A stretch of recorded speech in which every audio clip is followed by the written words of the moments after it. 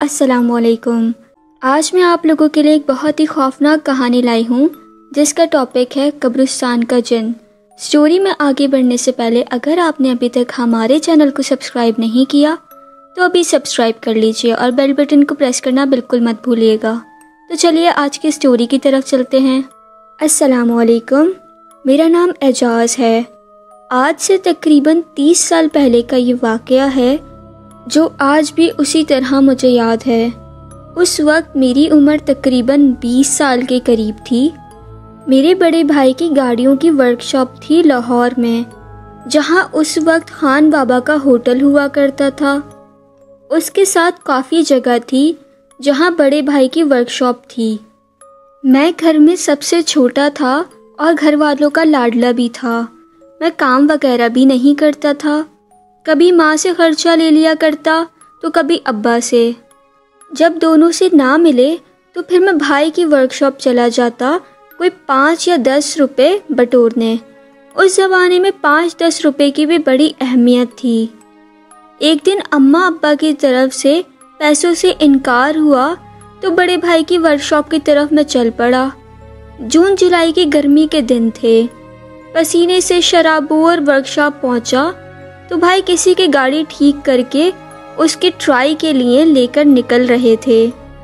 انہوں نے مجھے دیکھتے ہوئے کہا، مجھے تھوڑا ٹائم لگ جائے گا آنے میں، تم بیٹھو، اور لڑکے کو آواز دی جو ان کا شاگرد تھا۔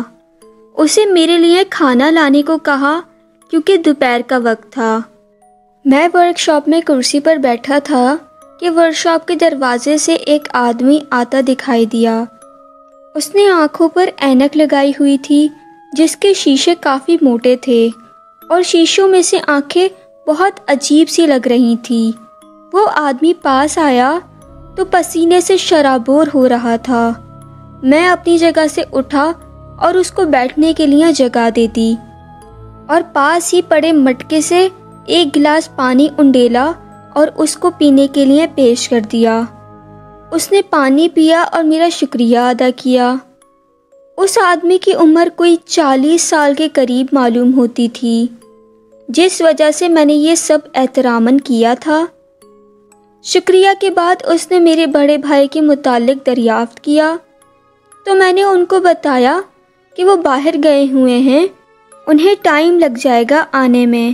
تو اس نے مجھ سے کہا کہ تم اعجاز ہی ہو نا؟ میں نے ہاں میں سر ہلا دیا۔ پھر اس نے میرے دوسرے بھائیوں کی خیریت دریافت کی، ماں باپ کی اور بہنوں کے نام لے کر بھی پوچھا کہ سب ٹھیک ٹھاک ہیں، خیریت سے ہیں نا؟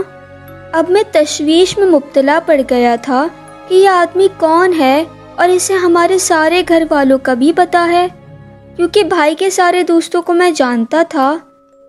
اس لیے مجھے یہ سمجھ نہیں آ رہا تھا کہ یہ انسان کون ہے۔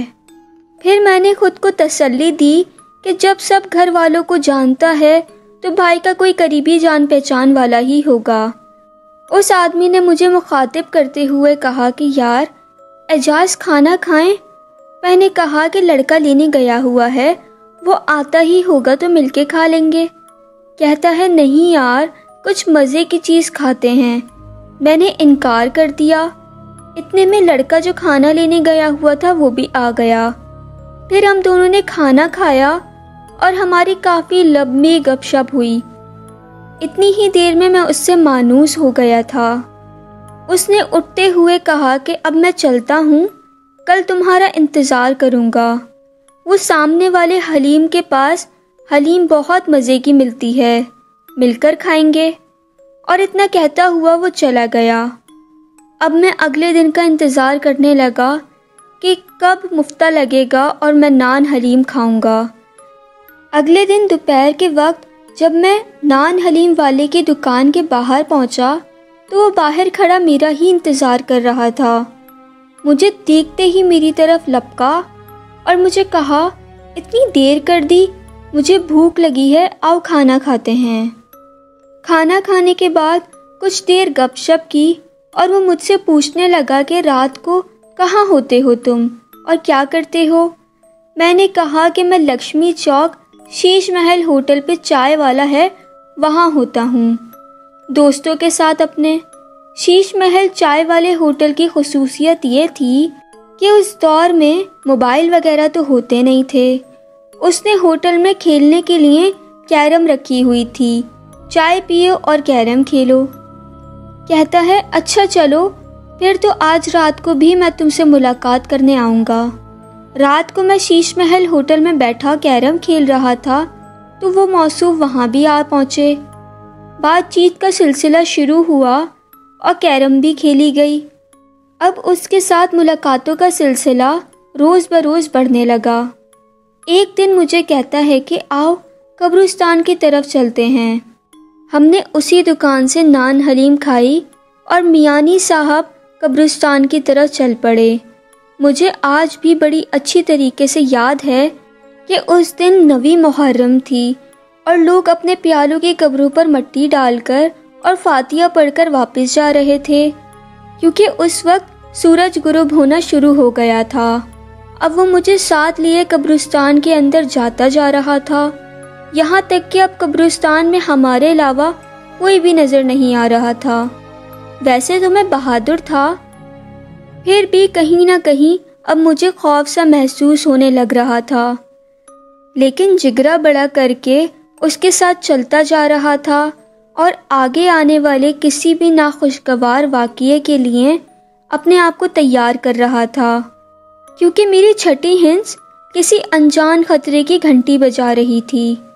چلتے چلتے قبرستان میں ایک گھاٹی سی آئی، اس سے نیچے وہ اترنا شروع ہو گیا، میں بھی اس کے پیچھے پیچھے اترنے لگا۔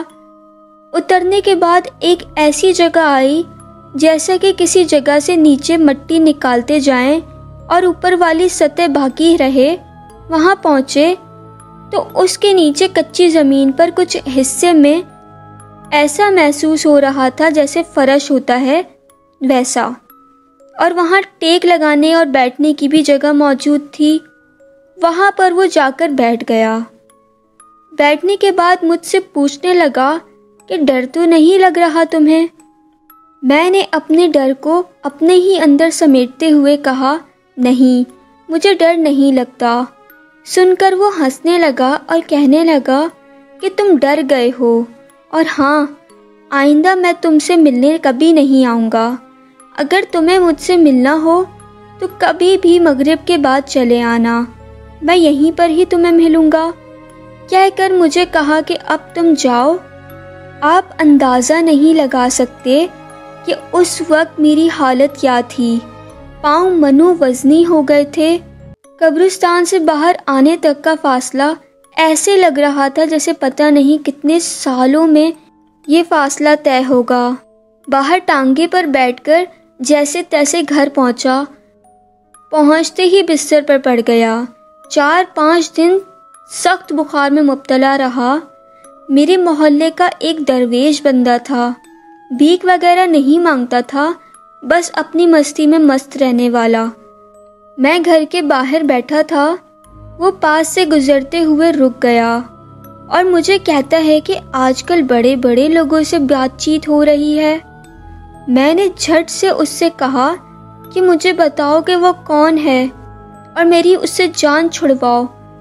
درویش کہنے لگا کہ پریشانی کی کوئی بات نہیں ہے، وہ ایک مسلمان جن ہے جو کہ بینائی سے محروم ہے، اس کا تمہارے ساتھ جی لگ گیا تھا، بہرحال اب وہ تمہیں تنگ نہیں کرے گا انشاءاللہ۔ اس دن کے بعد سے اللہ کا لاکھ لاکھ شکر ہے وہ جن مجھے کبھی بھی دکھائی نہیں دیا اور نہ کبھی میں اس سے ملنے گیا۔ بس یہ ایک واقعہ ہے جو میں کبھی زندگی بھر بھول نہیں سکتا۔ تو آپ کو آج کی میری یہ سٹوری کیسی لگی؟ کامنٹ سیکشن میں اپنی رائے کا اظہار ضرور کیجیے گا، اور آپ پر یا آپ کے کسی بھی عزیز پر کوئی بھی حقیقت میں مبنی انٹرسٹنگ واقعہ پیش آیا ہے تو ڈسکرپشن میں دیے گئے ای میل پہ رابطہ کر کے مجھ سے اپنا واقعہ لازمی شیئر کریں۔ تو پھر ملاقات ہوتی ہے نیکسٹ سٹوری میں، تب تک اپنے اور اپنے گھر والوں کا بہت سارا خیال رکھیے گا۔ فی امان اللہ، اللہ حافظ۔